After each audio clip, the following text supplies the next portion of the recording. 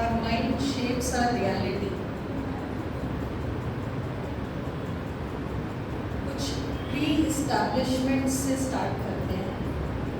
Pre establishment है वो चीज़ें जिनको हम पहले अगर समझ लेते हैं तो आगे की बात को समझना और समझाना थोड़ा सा आसान रहेगा, नहीं तो वो इन बिटवीन एक्सप्लेन करनी पड़ेगी. तो इसलिए कुछ चीज़ों को पहले से समझना शुरू करें. So the first thing that we start with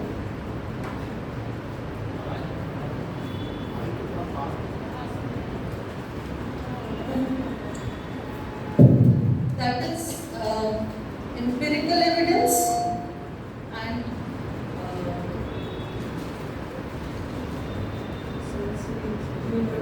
that is the theoretical evidence. अब empirical और theoretical evidence में फ़र्क क्या है?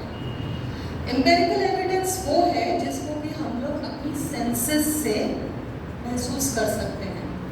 For example, अगर हमने आग लगाई, तो जब आग लगाई है तो हम लोग देख रहे हैं कि जब फायर स्टार्ट हुई, ऊपर आई, धुआं आया, तो मेरी senses, my visual senses can see it. जो धुआं आया उसको मैंने नाक से स्मेल भी किया. तो मेरी सेंसरी जो सेंसेस हैं वो उस चीज़ को कैप्चर कर रही हैं, और ये मेरे लिए एविडेंस है कि जब आग लगेगी तो धुआं होगा. ये मेरी सेंसेस सामने सामने एविडेंस क्रिएट कर रही है. जो थियोरेटिकल एविडेंस है उसका मतलब है कि दो एस्टैब्लिश्ड कॉन्सेप्ट्स हैं. एक कॉन्सेप्ट है कि जब आप मैच बॉक्स लगाते हैं लकड़ी में तो आग निकलती है. कॉन्सेप्ट है कि जब आग निकलती है अभी आता है. ठीक है, ये दो कॉन्सेप्ट्स हैं. अब इनके बीच में जब रिलेशनशिप हम लोग सेट करेंगे कि जब आग लगती है तब धुआं आता है, this is called theoretical concept, जिसको कि मेरे आंखें और मेरा नाक देख नहीं रहा है. क्योंकि अगर मैंने दूर से कहीं धुआं देखा है तो मेरा ब्रेन मुझको कहेगा कि कहीं आग लगी है, ऑल्दो मैं आग देख नहीं रही हूँ. तो ये एक थ्योरेटिकल कॉन्सेप्ट है. इस चीज़ को बताने का पर्पस ये है कि हमारा ब्रेन उन एविडेंस से जल्दी मोटिवेट होता है जिनको कि हम सेंसरी अपनी सेंसेस से कैप्चर जल्दी कर पाते हैं. इसका मतलब जो चीज़ हम लोग देखते हैं, जो चीज़ हम महसूस कर लेते हैं, आग को मेरी स्किन महसूस कर रही है, धुएं को मैं स्मेल कर रही हूँ, आग को उठता हुआ मैं देख रही हूँ, तो ये मेरे को इमीडिएट रिसेप्शंस मिल रही हैं. तो मेरी उस चीज़ को मानने की मेरी जो मोटिवेशन है वो हाई होगी बनस्पत उसके जहाँ पे मैं दो कॉन्सेप्ट के बीच में लिंक करके एक पर्सपेक्टिव एविडेंस क्रिएट कर रही हूँ कि ऐसा होने से ऐसा होता है, इसीलिए ये सही है. यूजुअली फिलॉसफी में हम लोग कई बार, और not only philosophy, even quantum physics में हम लोग इसी तरह के एविडेंस के ऊपर काम करते हैं, विच इज़ वैलिड. पर पॉइंट ये है कि जब हम किसी काम को शुरू करते हैं और जो भी काम हमको मुश्किल लग रहा है, तब हम ज़्यादा मोटिवेटेड होते हैं अगर हमको इमीडिएट एविडेंस दिख रहा है.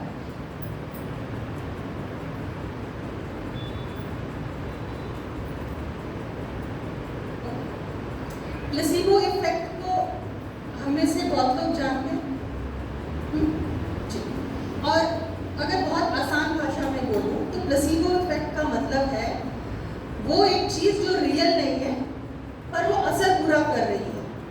उसका बहुत आसान और कॉमन एग्जाम्पल है कि कई बार डॉक्टर्स पेशेंट्स को दवाई ना देके शुगर पिल देते हैं, और वो शुगर पिल लेके रिसर्च कहता है कि 56% ऑफ पेशेंट्स को उसका वही इफेक्ट मिलता है जो उनको दवाई खाने से मिलता है.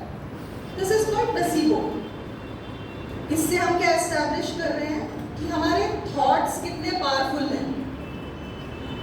केमिकल अंदर नहीं गया, पर वो शुगर पिल मुंह में डालते ही मेरा थॉट मेरे ब्रेन में जा रहा है और कह रहा है ये खा के अब मेरा पेन कम हो जाएगा, मुझे नींद आ जाएगी, मेरी एंजाइटी खत्म हो जाएगी, या मेरी इम्यूनिटी बढ़ जाएगी, whatever is the related concern. तो this is called placebo effect. Placebo effect को एस्टैब्लिश करने का मतलब ये है कि जो चीज़ें हम थॉट्स अपने ब्रेन में दे रहे हैं उनका कितना स्ट्रॉन्ग इफेक्ट है, how powerful our thoughts are. और इसको अगर क्लिनिकल टर्म्स बोला जाए तो साइकोसोमैटिक भी बोलते हैं, जिसका रिवर्स ये होता है कि कई बार चीज़ एग्जिस्ट नहीं कर रही होती, पर क्योंकि मेरे को स्ट्रेन है तो मुझे पेन अपने हाथ में महसूस होनी शुरू हो जाती है। That is the reverse. Immunity building भी है, तो the other side is called the psychosomatic effect.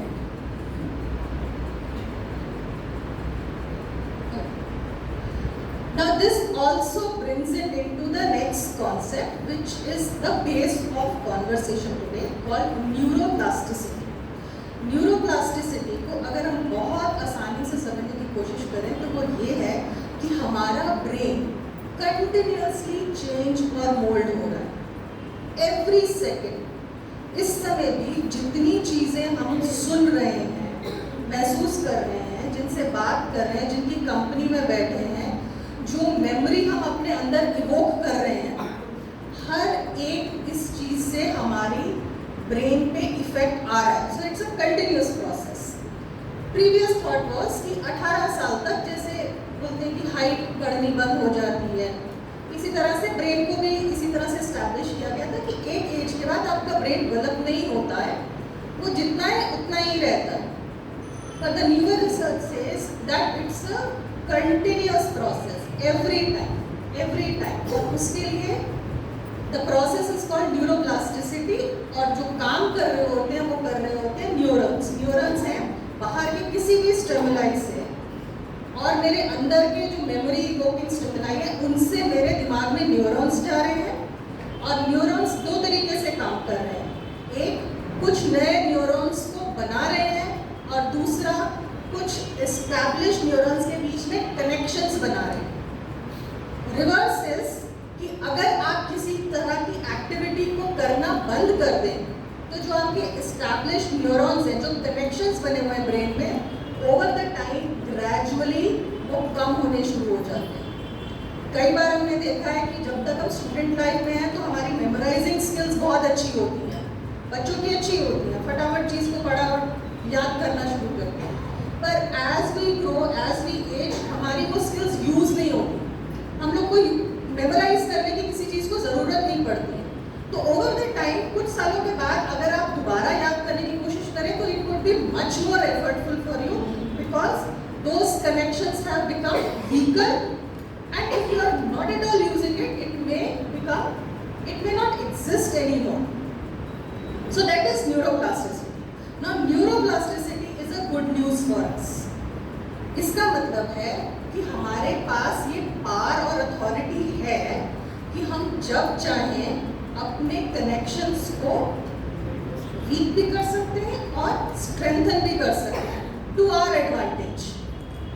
इसका मतलब मैं जिस एज में चाहूँ, मैं जब चाहूँ, मैं स्किल्स सीख सकती हूँ, और कुछ बिहेवियर पैटर्न्स या कुछ ऐसी चीज़ जो मेरे लिए यूजफुल नहीं है, मैं उनको वीकन करने की भी मेरे पास अथॉरिटी है। So that's the good news. Whole conversation is based on this power that we have within us, that is we can connect, disconnect, change patterns और एस्टैब्लिश न्यू पैटर्न्स और behaviours.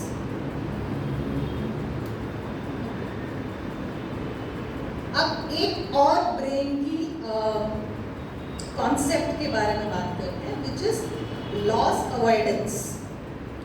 So loss avoidance is something, loss avoidance का मतलब है अगर आपके पास दो options हैं जिसमें एक ऑप्शन में आप अपना लॉस को कम कर रहे हैं और दूसरा ऑप्शन है जिसमें कि आपका गेन बढ़ रहा है, तो brain by default in its natural form, natural mechanism will bend towards loss avoidance. अगर हमारे पास कुछ ऐसा है जिसमें थ्रेट भी है और प्रॉफिट भी है, तो हम थ्रेट के कारण अपना बिहेवियर चेंज करेंगे, प्रॉफिट के कारण we do that, but that's a learned skill. जो उसका नेचुरल रिस्पॉन्स है वो होगा loss avoidance. Okay, That's also established. The next thing that we want to establish is survival mode. Survival mode is also the natural mode of brain. तो हम अगर reference लें caveman से, तो केवमैन के पास सिवाय अपने सर्वाइवल के कोई और नहीं था पर्पस. उसको खाना खाना था और अपने आप को फिजिकल थ्रेट से प्रोटेक्ट करना था. That was basic. आज की डेट में हमारे फिजिकल थ्रेट्स तो नहीं है. हमको ना तो किसी जानवर से अपने आप को बचाना है, ना हम लोग को रोज आग लगा के खाना बनाना है, वो तो नहीं है. पर हमारे साइकोलॉजिकल थ्रेट्स हैं. साइकोलॉजिकल थ्रेट्स ये हैं कि हम उतना करेंगे जिससे कि हमारे सर्वाइवल को डिस्टर्बेंस ना हो. जैसे मैं उतने एफर्ट करूँगी जिससे मेरी जॉब ना जाए, मेरा रिलेशनशिप मेंटेन्ड रहे, या एक स्टूडेंट उतना ही एफर्ट डालेगा कि मैं पास हो जाऊँ, टीचर मुझे पिन पॉइंट ना करे, पीटीएम में मेरी शिकायत ना आए. अगर कोई और प्रॉम्प्टिंग नहीं है, if there is no other motivation, that would be the natural response of the brain to be in a survival mode. Here we are establishing this because our purpose is to shift our brain from survival mode to thriving mode. हम लोग सिर्फ survive नहीं करना चाहते हैं. अपनी अपनी situations, अपने अपने कॉन्टेक्स्ट में हम लोग सब थ्राइव करना चाहते हैं. नॉर्मल से इम्प्रूव, डेवलप और ग्रो करना चाहते हैं, जो भी आपका फील्ड है. Whether you are a student, you are a businessman, an employee, you are doing self study, कुछ भी कर रहे हैं, आप सिर्फ सर्वाइव नहीं कर रहे हैं. आप हर दिन सोचते हैं कि आज बेहतर क्या करूं. तो ब्रेन का नेचुरल मोड क्या है? सर्वाइवल. हमारा पर्पस क्या है? उसको सर्वाइव मोड से थ्राइव मोड में शिफ्ट करना. ठीक है? This is also established. Now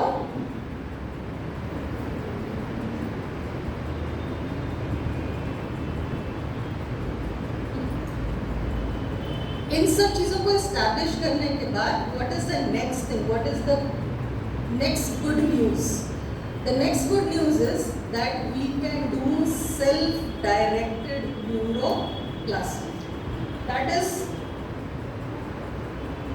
हम लोग ये स्किल डेवलप कर सकते हैं कि इस न्यूरोप्लास्टिसिटी को, जो एक कॉन्सेप्ट है जिसका मतलब है आप जब चाहें अपने न्यूरॉन्स को मेक, ब्रेक, वीकन, स्ट्रॉन्ग कर सकते हैं. इनको हम अपने हाथ में ले सकते हैं, सेल्फ डायरेक्ट कर सकते हैं. अगर बहुत कॉमन एग्जांपल लूँ तो रिमोट मेरे हाथ में आ सकता है.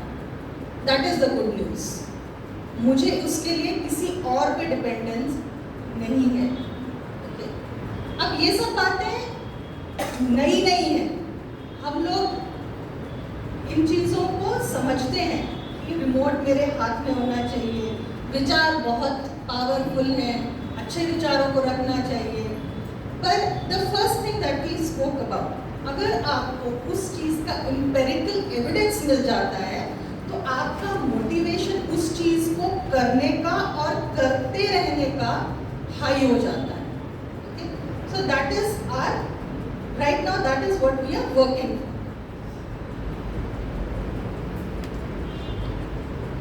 द नेक्स्ट थिंग इज, कुछ भी काम करने से पहले आप अगर नया पौधा लगाते हैं तो उससे पहले आप मिट्टी को तैयार करते हैं. That is called priming. तो आप कुछ कोकोपीट डालेंगे, कुछ फर्टिलाइजर, उसमें मैन्योर ऐड करेंगे, कुछ ये मिट्टी, कुछ वो मिट्टी, सब कुछ करके आप उसके लिए एक मिट्टी रेडी करेंगे जिसमें कि आपका पौधा फ्लरिश करेगा. तो हम सबसे पहले अपने ब्रेन को प्राइम करने की एक्टिविटीज़ के बारे में बात करेंगे. How do I prepare myself, how do I prime my brain for this work that I want to do. मेरी इंटेंशन यही है कि मैं अपनी अथॉरिटी अपने हाथ में लूँ, पर उस चीज़ को स्टैब्लिश करने के लिए मेरे को पहले अपने ब्रेन को रेडी करना है to prime my brain. Now priming in general, this is general, जो कि सब पे लागू होता है. Those things are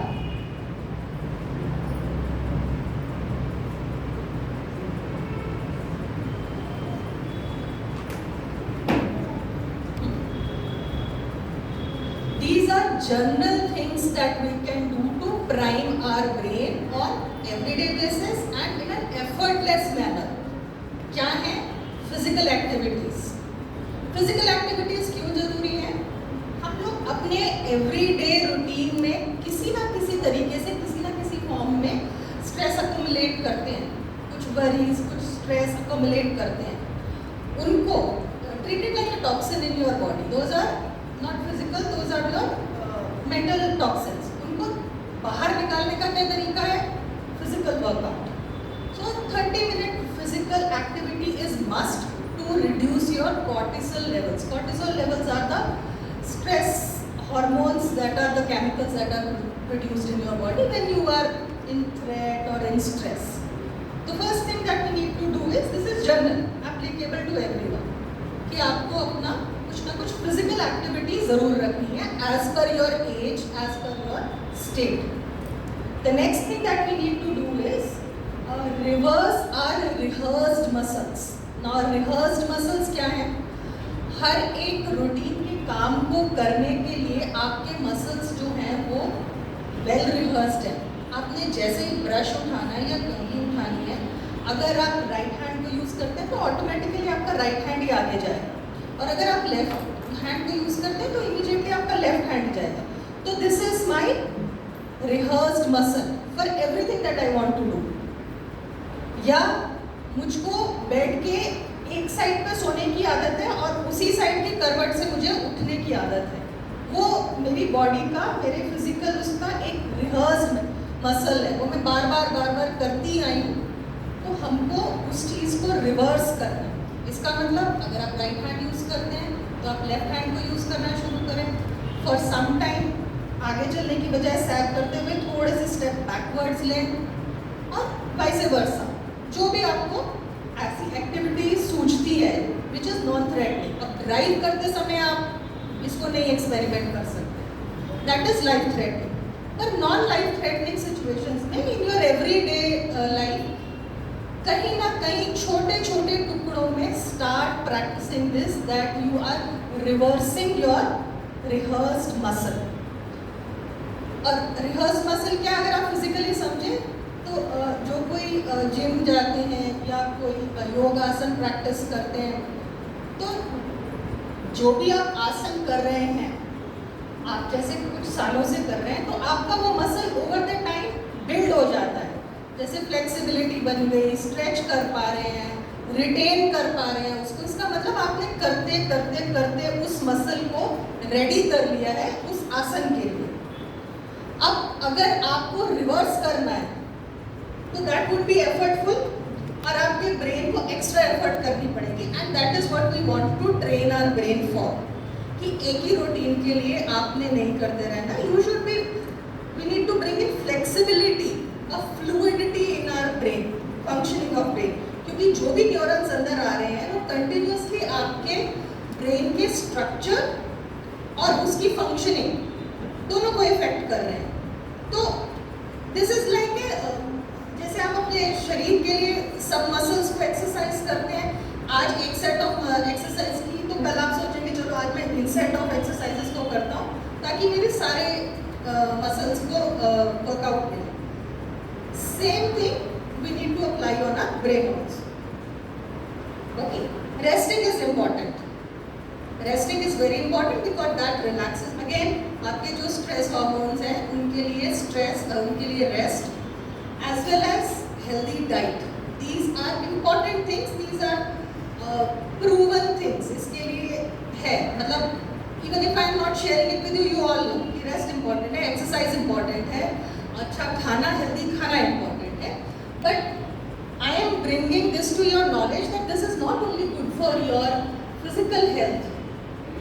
When you are talking about your mental health, this is equally important. और इनफैक्ट आपकी एनर्जी का बहुत सारा सोर्स जो है वो ब्रेन यूज़ करता है. जब आप कुछ स्ट्रेसफुल काम कर रहे हैं, नया काम सीख रहे हैं, तो आपकी एनर्जी बहुत कंज्यूम होती है.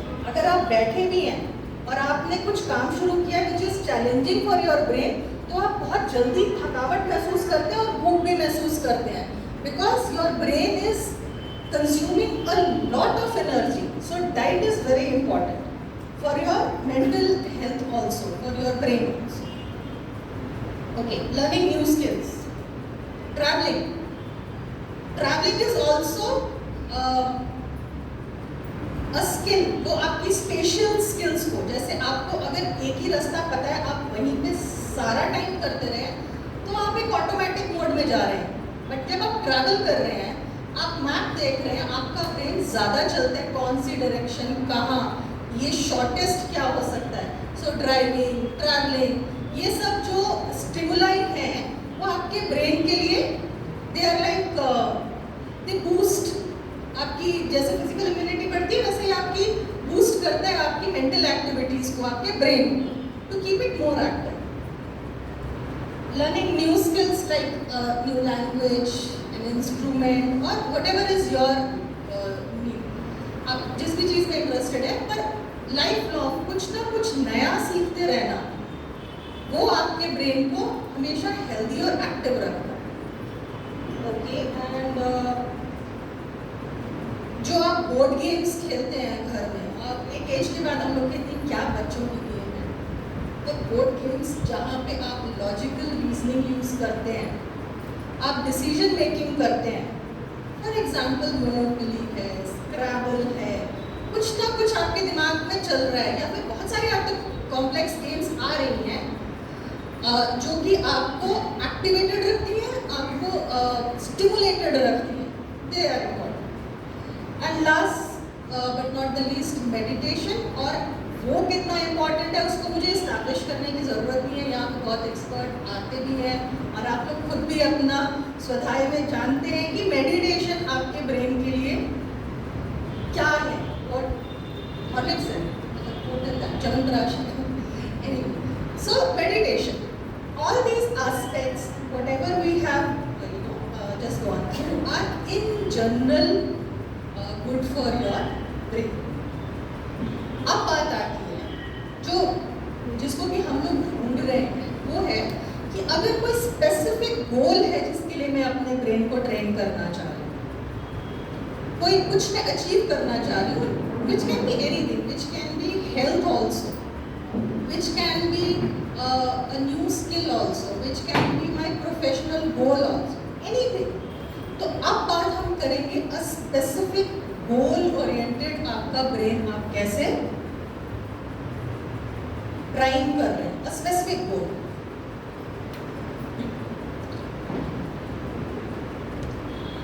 तो priming brain for a specific goal includes first manifestation. So when I say manifestation, बहुत सारे दिमाग में आते हैं ख्याल, कुछ पॉपुलर बुक्स हैं जिनकी रेफरेंस आपके दिमाग में आ जाती है, कुछ वेस्टर्न कॉन्सेप्ट्स हैं जो आपके दिमाग में आ जाते हैं.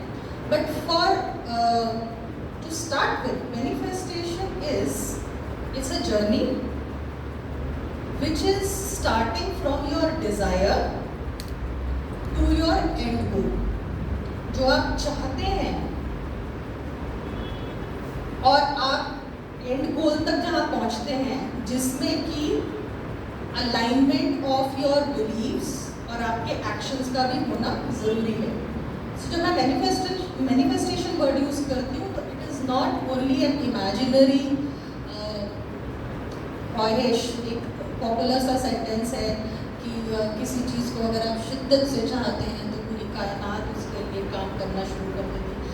दिस फील्स वेरी वीक और बहुत डिसएम्पावरिंग लगता है. ऐसा लगता है कि मेरा काम सिर्फ एक डिज़ायर को करना है, एक विश को करना है, उसके बाद मैं बैठ जाऊँ कि बाकी का काम कहीं और से होगा. But in actual terms that is not manifestation. Manifestation में आपका बहुत सारा काम इन्वॉल्व है. If you get into the depth of the word manifestation, we'll go into the depth of the manifestation, but for the time being, manifestation वो नहीं है कि आपने सिर्फ एक शिद्दत से ख्वाहिश रखी है और पूरी कायनात आपके लिए अपने आप काम करना शुरू कर देती है. होता है, पर क्यों होता है और आपको क्या करना है, discuss little later. After that is visualization. अब विजुअलाइजेशन क्या है, इसके लिए एक और प्री एस्टैब्लिशमेंट है, which is, I think we missed that, which was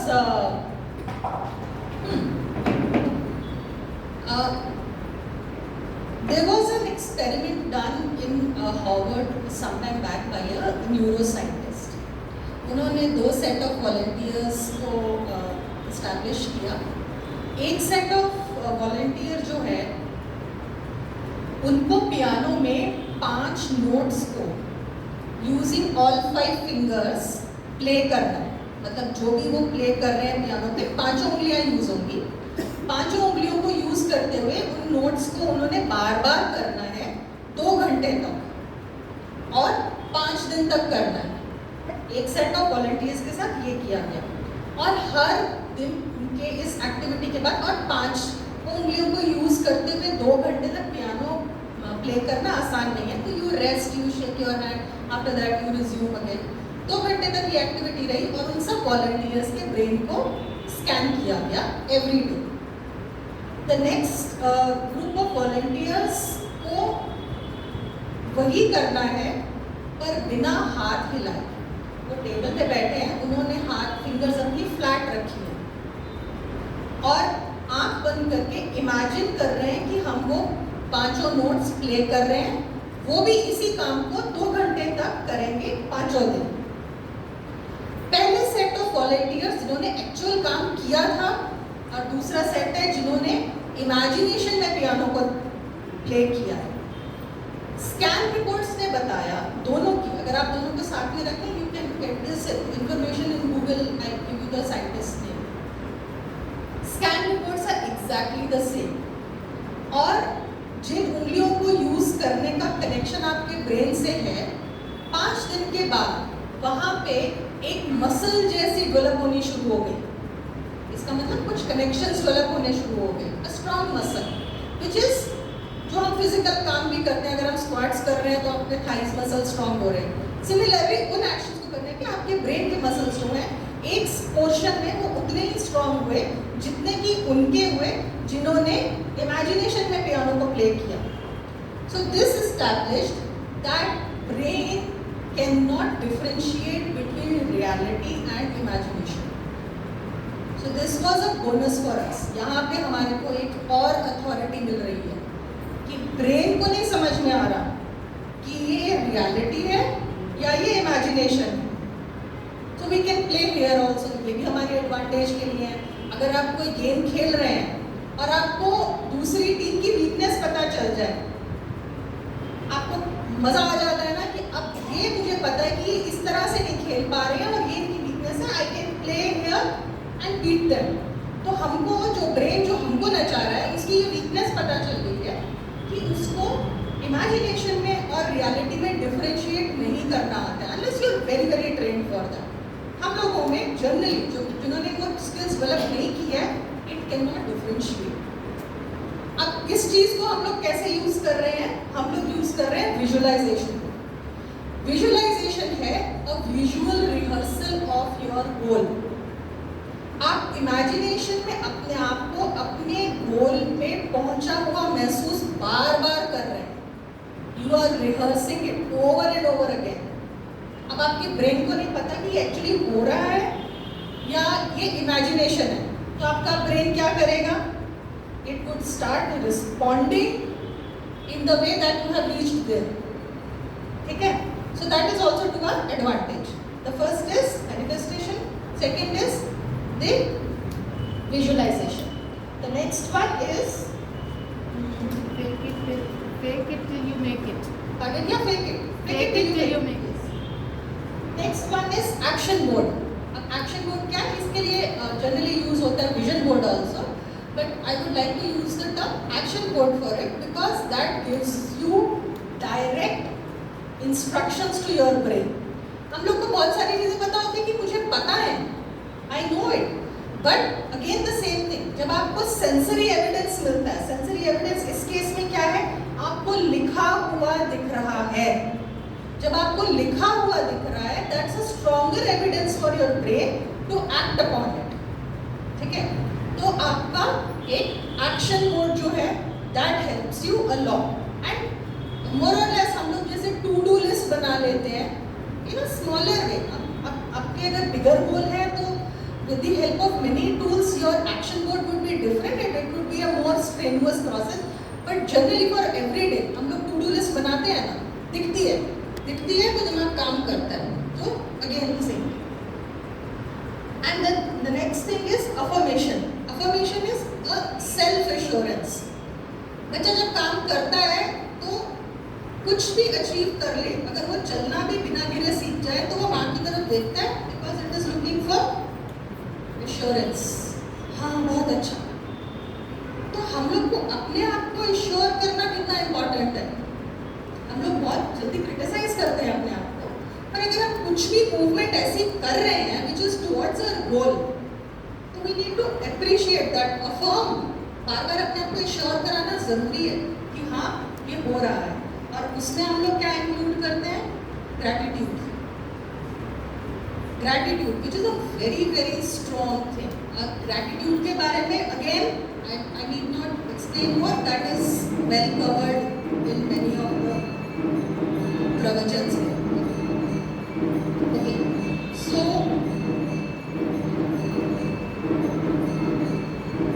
now we'll start with manifestation. Now, for the day, we are sticking only to manifestation, not getting into the detail of the rest day, because I think for the timing this is sufficient for us if we start with that. The first thing is what manifestation is not. जो पहले भी एक बार establish किया कि वो कायनात का काम नहीं है, वो आपका काम है. एक ये डिसएम्पावरिंग एक्शन नहीं है जिसमें कि आपका कोई रोल नहीं है और कुछ अपने आप ही हो रहा है और आप इनएक्टिवली बैठे हुए हैं. सो that is not manifestation. Manifestation is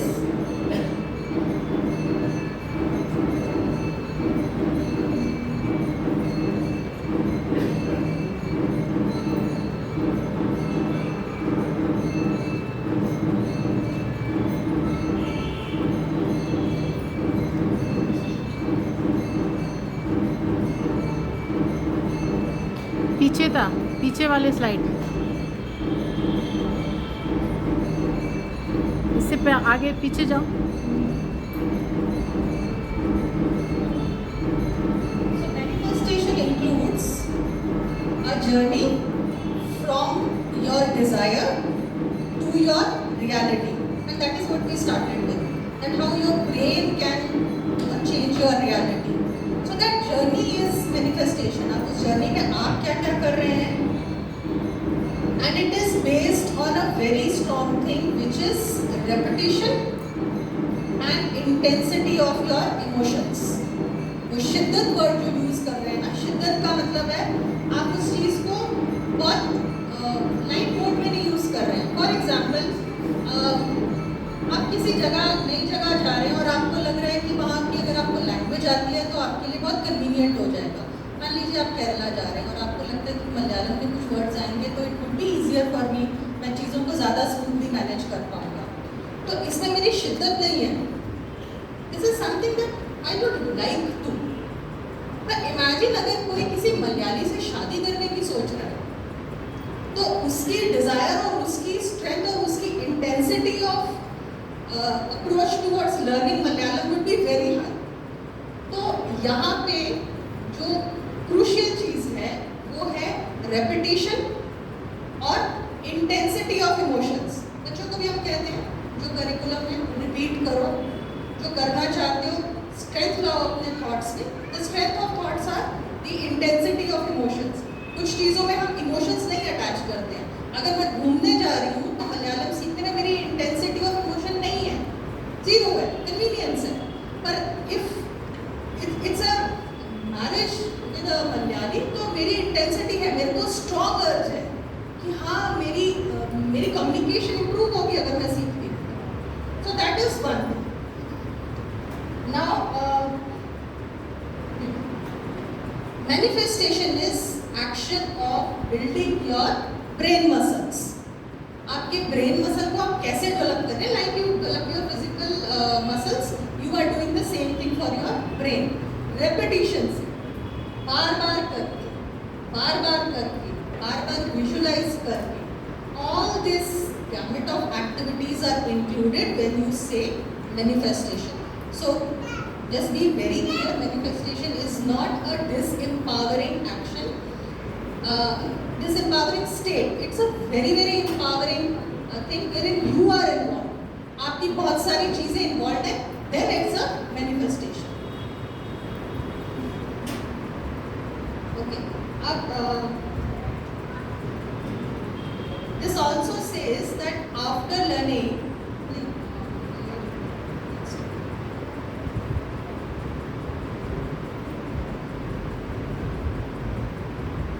Now, what does manifestation include? First thing is you have to change your mindset from scarcity to abundance. Now, scarcity का mindset क्या है? Scarcity का mindset है when you are feeling weak and you are saying कि मेरे पास resources नहीं है, मैं नहीं कर सकता या मैं नहीं कर सकती, मुझे लैंग्वेज सीखनी है पर मैं कर नहीं सकती, मेरे पास टाइम नहीं है, बहुत मुश्किल है, हो नहीं पाएगा. तो ये मेरा माइंडसेट क्या है? इट्स अ स्कार्सिटी माइंडसेट, ये काम नहीं करेगा. I have to shift my mindset to abundance mindset. Abundance के माइंडसेट में क्या चीज़ प्रोमिनेंट है?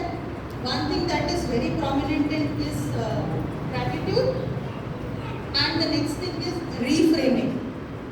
रीफ्रेमिंग इज आप जो चीज़ है और आपको ट्रबलसम लग रही है उसको भी आपने पलट के एक ऐसा मीनिंग दिया which is to your advantage.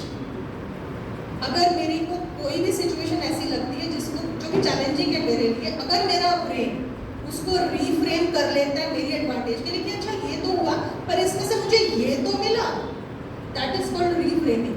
So two things that you need to do here is one is gratitude, that is a shift from a scarcity mindset to abundance mindset, and the next one is reframing, thinking things to your advantage. क्योंकि हमारा tool जो है वो है thoughts. सारा कुछ जो हम काम कर रहे हैं वो हम अपने थॉट्स के साथ कर रहे हैं. तो we are training our thoughts कि कैसे अंदर इनपुट जाए, स्टिमुलाई अगर पॉजिटिव जाएगी तो काम positive. Okay, the next is creating a magnetic desire. जो मलयालम का एग्जाम्पल हमने दिया था, that is a magnetic desire, it's a strong. तो आपको इंटेंसिटी ऑफ इमोशंस को और स्ट्रॉन्ग करना है और उसके लिए आप क्या कर रहे हैं? First is selective filtration.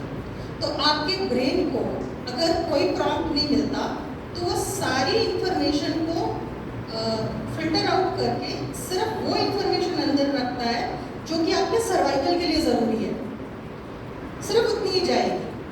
उस इंफॉर्मेशन को फर्दर कोई प्रॉम्प्टिंग नहीं है, that's just for the survival. तो आपने उस लेवल पे काम करना है. The second is selective attention, that is focusing on what you want. Two levels. The third level is value tagging, जो इन दो प्रोसेसेस के बाद सिलेक्टिव फिल्ट्रेशन और सिलेक्टिव अटेंशन के बाद आपके पास इंफॉर्मेशन है, फिर आप उसको वैल्यू टैग करते हैं in terms of your logic and in terms of your emotions. Basically you are strengthening your thought, you are strengthening your desires with all these tools because you want to make it very strong for the brain to receive and then act accordingly. So it says that after filtering out that you don't want to notice, you narrow it down to what you want to notice. The easiest example to understand is अगर आपने एक लाल रंग की car खरीदी है या आप खरीदने की सोच रहे हैं तो आपको सब तरफ लाल रंग की कार ही दिखेगी, होता है. That is what is the process called selective filtering, selective attention also. वो आपकी सिलेक्टिव अटेंशन है, आपको सिर्फ लाल कार दिख रही है. आपका ब्रेन वो ऑटोमेटिकली ये काम कर रहा है ना, क्योंकि आपकी मोटिवेशन है मैंने लाल रंग की कार खरीदनी. That is the example from our daily life. And then you have to give it a value tag. आप उसको कितनी importance दे रहे हैं logically और emotionally. That is what manifestation includes. Then is patience. आप किसी आसन को, किसी भी एक्टिविटी को करने के लिए बार बार किसी को मान लीजिए शीर्षासन की प्रैक्टिस करनी है तो कितनी बार करेगा, कब तक करता रहेगा, उसके बाद ही तो आएगी ना. एक मसल डेवलप हो रहा है ना, अपने थाई मसल्स पे काम करना है, अपने अपने एब्स पे काम करना है, जो भी है फिजिकल मसल है जिसके ऊपर आप बार बार काम कर रहे हैं, you need patience to do that because in whole of this process there is a brain muscle being developed, there is a brain muscle being developed. और अगर आप वहाँ पे स्टक कर जाते हैं कि कुछ हो नहीं रहा, कुछ हो नहीं रहा, अगर आपने आसन की प्रैक्टिस की और कहा नहीं हो रहा है, छोड़ दो, that is the tipping point. वहाँ पे अगर आपने छोड़ा तो उसका असर नहीं है। But you need to understand कि ये एक साइकोलॉजिकल काम नहीं है, एक फिजिकल काम भी हो रहा है। एक मसल डेवलप हो रहा है, मसल का डेवलप होना और न्यूरॉन्स का होना इकट्ठे आना, it's a physical work which takes time. So you need to be repetitive, you need to be patient about it. कहीं पे भी आके इसका कुछ असर नहीं हो रहा है, ऐसा नहीं है। There would be a time, after some time, then you will see the difference, then you will see new behavior patterns, then you will see कि आपके behavior में, आपके patterns में क्या क्या changes आ रहे हैं। So patience.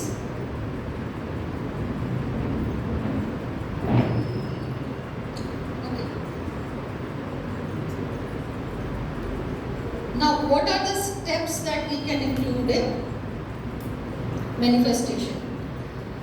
So the first thing is raised awareness.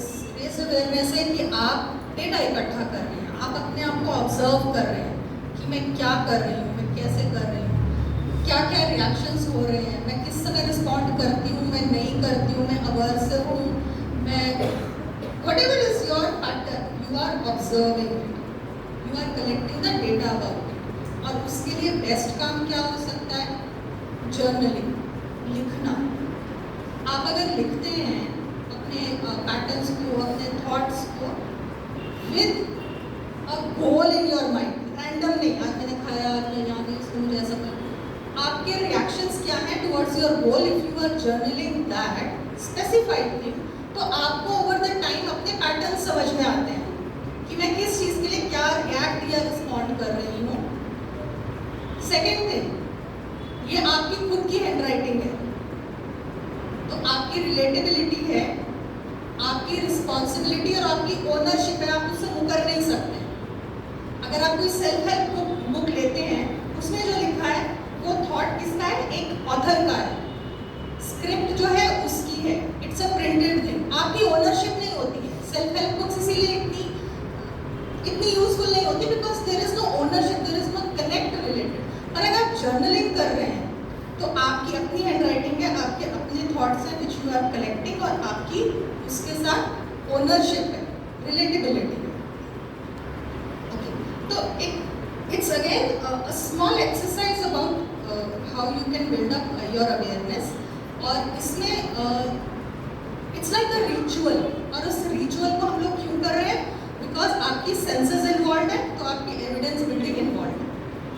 सबसे पहले आप अपने डीप ब्रीथ करके फोरहेड पे दोनों हाथ से रखें और अपने आप को पूछें कि what is it that I want.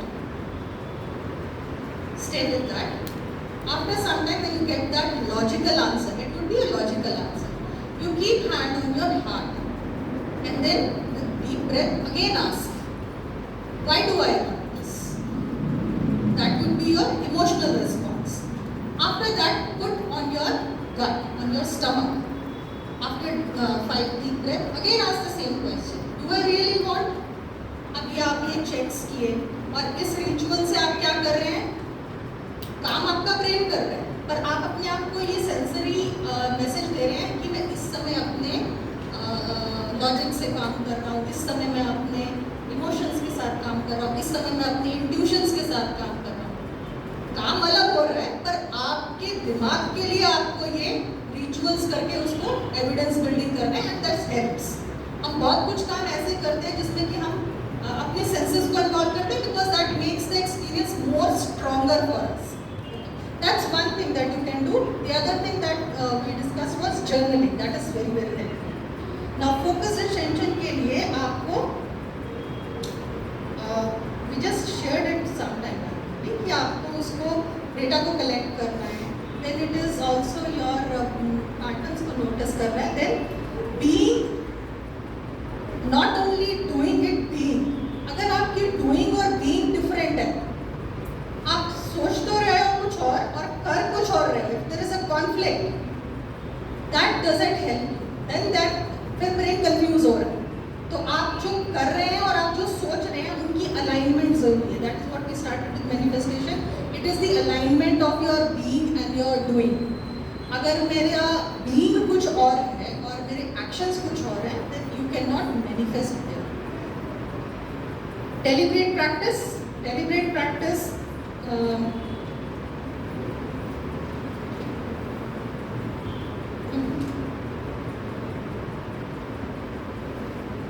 So deliberate practices, you are doing it with your full intentions. Why am I doing that? So involving those actions, doing journaling, all these steps, and accountability we just discussed.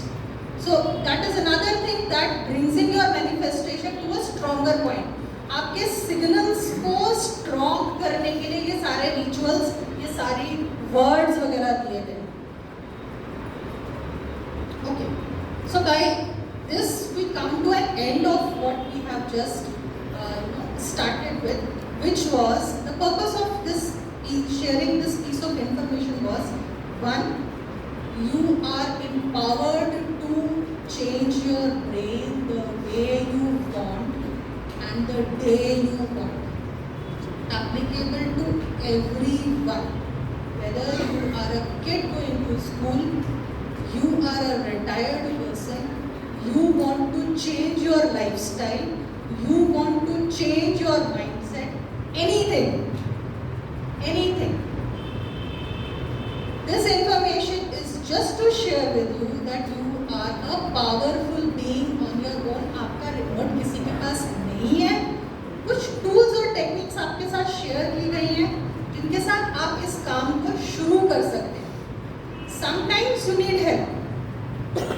कई बार आप अपना practice कर रहे हैं योगासन, पर आपको लगता है अभी सदा नहीं है, तो आप किसी से एक्सपर्ट से हेल्प ले लें।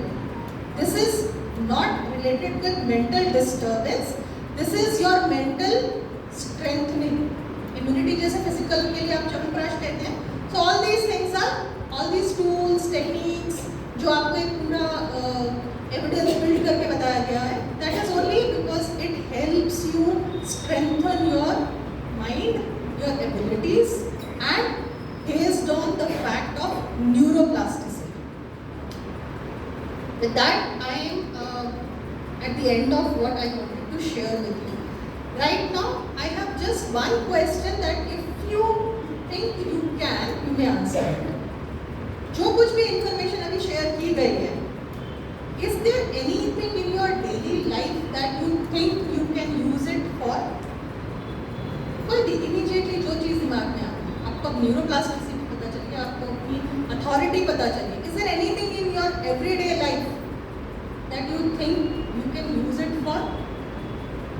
Whatever comes to your mind first. Journaling, okay. I have been thinking of doing something. Okay, I want to write a book, or maybe some thought has come to my mind. I am not able to put it into practice. Maybe if I go through these steps, maybe I will be able to do that. Excellent. So these are tools. Action is inside you, but these are tools. This makes things easier for you. I am very happy that you are reaching to the conclusions that this would work. That's a positive stimuli that you are giving to your brain that it could work. Thanks for that. Anything else that anybody would like to share that this can work on your daily basis? We are not talking about big things. Every day. Is there anything that you think it can work for?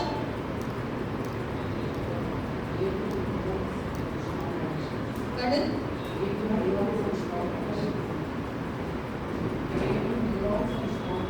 Creating neurons with strong connections. Okay, that's a powerful thing that we have had in Hannah. By the end of it, I think there is a neuro activity in your brain already. कुछ connections नए बन चुके हैं और कुछ की तैयारी हो चुकी है। आई एम श्योर जब कुछ काम शुरू होगा तो आपके दिमाग में जरूर आएगा कि ये मेरे हाथ में है, मैं ये काम कर सकता हूँ। तो न्यूरोप्लास्टिसिटी ऑलरेडी आपके ब्रेन्स में काम कर रही है। And I am glad that some of you share shared how it can be used in your everyday life, and I'm wishing this piece of information would help you even more. If there is any specific question that you would like to ask, we can spend 2 minutes, otherwise we can go. I think that's too much of information to be absorbed. So we'll call it a day. Thank you for the lovely audience and hearing this piece of information from me. I hope it is useful for all. Thank you.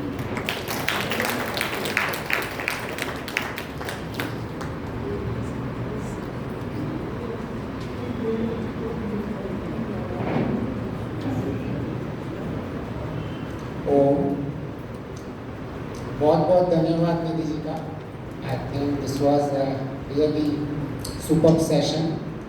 तो मैं actually बहुत सारे points notes कर रहा था and I thought मैं 2-4 points note करूँगा, लेकिन I just full the full paper from both the sides and at last not left any space. So that means it was really great session. Thanks Nidhi ji. तो इसमें सबसे एक तो मुख्य good news you share that कि हम किसी भी अवस्था में कभी भी हम अपने जीवन में परिवर्तन लेके आ सकते हैं और हम अपने लक्ष्य को प्राप्त कर सकते हैं. तो that was really good news. So हम ऐसा नहीं कि मैं बच्चा हूँ, मेरी उम्र हो गई है, मैं आज नहीं कर सकता, या मुझे ये कमी है मेरे जीवन में, वो कमी है. हम जब चाहें अपने न्यूरॉन्स में, अपने संस्कारों में परिवर्तन कर सकते हैं और नए संस्कार बना सकते हैं. और आपने एक बहुत सारी अच्छी चीज़ नोट की होगी. जितना भी मैंने नोट किया हुआ है और अभी तक जो हमने जितने भी शास्त्र पढ़े हुए हैं या जितने भी शास्त्रों का आप सारांश निकालोगे, जितने भी दर्शन हो गए, उपनिषद हो गए, वेद हो गए, सब में आया हुआ है कि अगर आपको अपने जीवन का लक्ष्य प्राप्त करना है तो सबसे पहले विवेक, बुद्धि, ज्ञान, तत्व ज्ञान, इनकी ही बातें की जाती हैं. और I think the today topic भी वही था कि कैसे हम बुद्धि में परिवर्तन लेके आए. तो ये टॉपिक बिल्कुल अलाइंड था जो हम अपने हर प्रवचनों में लेके आ रहे हैं, और इसको हमने एक डिफरेंट एस्पेक्ट से देखा और हमने ये सुनिश्चित किया कि हम जीवन में जहाँ भी सत्य ज्ञान है और वो जहाँ से भी आया हुआ है और वो कोई भी बता रहा है, वो किसी भी भाषा में बता रहा है, अगर वो मुझे अपने बुद्धि, विवेक, तत्वज्ञान उसके लिए तरफ लेके जा रहा है तो मेरे लिए हमेशा बेनिफिट होता है. कई बार हम नेगलेक्ट कर लेते हैं. हम कई बार ये दोनों साइड होता है. स्पिरिचुअल लोग वालों अंडरस्टैंडिंग करते हैं मॉडर्न लाइफ वालों को, मॉडर्न लाइफ वाले अंडर एस्टिमेट करते हैं स्पिरिचुअल लोगों को. तो ये मोस्ट ऑफ टाइम ये इम्बैलेंस रहता है. बट जैसे हमने पहले भी और ये हमने कई बार ऐसे डिस्कशन में लेके आया था कि स्पिरिचुअलिटी विदाउट साइंस सुपरस्टिशन और science without spirituality is destructive. कि अगर हम मॉडर्न लाइफ स्किल्स में अगर से आध्यात्मिकता निकाल देंगे तो डिस्ट्रक्शन की ओर ले जाएगा, और हम अपनी आध्यात्मिकता से साइंस निकल जाएगा तो अंधविश्वास रह जाएगा. तो बहुत ही बढ़िया सेशन था. मुझे मेरे पास तो बहुत सारी पॉइंट्स थी जिन्होंने कहा एम्पेरिकल वैल्यूज़ जो हम अपने प्रत्यक्ष प्रमाण और अनुमान प्रमाण जो हम पूरा का पूरा न्याय दर्शन उसमें आया हुआ है. हमारी जो पूरी न्यूरोप्लास्टिसिटी बताई हुई है कि कैसे मुख्य जो योग दर्शन का मुख्य है संस्कार, और कैसे हमारे संस्कार तनु संस्कार होते हैं, उदार संस्कार होते हैं, और उन्हें एक एक चीज़ बताई कि कैसे हम उसको वीक होते हैं, कैसे स्ट्रॉन्ग न्यूरॉन्स होते हैं, कैसे कनेक्शन स्ट्रॉन्ग होते हैं. तो ये सब जो हम डे टू डे सुनते आते हैं कि हमारे संस्कारों में परिवर्तन करना है. At the end of the day हमें संस्कार तत्वीज करने हैं. हमें जो फिर बताया पॉजिटिव होगा और एक डायरेक्शन में पॉजिटिव होगा, तब हमारे जो संस्कार हैं हम एक अभ्यास करते हैं और एक वैराग्य करते हैं. जिनको छोड़ना है वो वैराग्य की ओर जाएगा और जिनका पकड़ना है वो अभ्यास की तरफ जाएगा. तो if you will see that every each and statement share told it was a really helpful. और हमारे डे टू डे लाइफ में अगर हम उनको रियली लेके आए तो हम पूरा का पूरा शास्त्रों में जो कहा गया है मोस्ट ऑफ थिंग्स हम उसको प्रैक्टिकल कन्वर्ट कर सकते हैं. Most of things. तो इसीलिए मैंने कई बार इस चीज़ को रिपीट भी किया हुआ है कि जैसे इसके अंदर एक आया है सबसे पहले मैनिफेस्टेशन है कि हम लक्ष्य जो केवल शब्द ज्ञान से बनाते हैं वो क्यों नहीं मिलता है हमको। क्योंकि यहाँ मैनिफेस्टेशन में निधि जी ने कितना बढ़िया बताया कि केवल बोलने से नहीं, उसका एक्शन कोड होना चाहिए। और क्लियरली उन्होंने बताया कि एक्शन कोड आपका कैसे बनता है। तो जीवन में हम अगर केवल शब्दों के ऊपर चिंतन मनन करते रहेंगे और उसको व्यवहार में नहीं लेके आएंगे तो वो कभी भी हमारे जीवन में उसका लाभ नहीं होगा। But I thought I will just convey that only the important points, लेकिन मैंने देखा तो सारी पॉइंट निधि जी इम्पोर्टेंस ही हैं, तो इसमें मैं शॉर्टलिस्ट नहीं कर पा रहा हूँ, समय चला जाएगा। But overall it was a really great presentation. बहुत बहुत धन्यवाद निधि जी। हम चाहते हैं आप ऐसे और प्रेजेंटेशन कीजिए। We will look forward for this.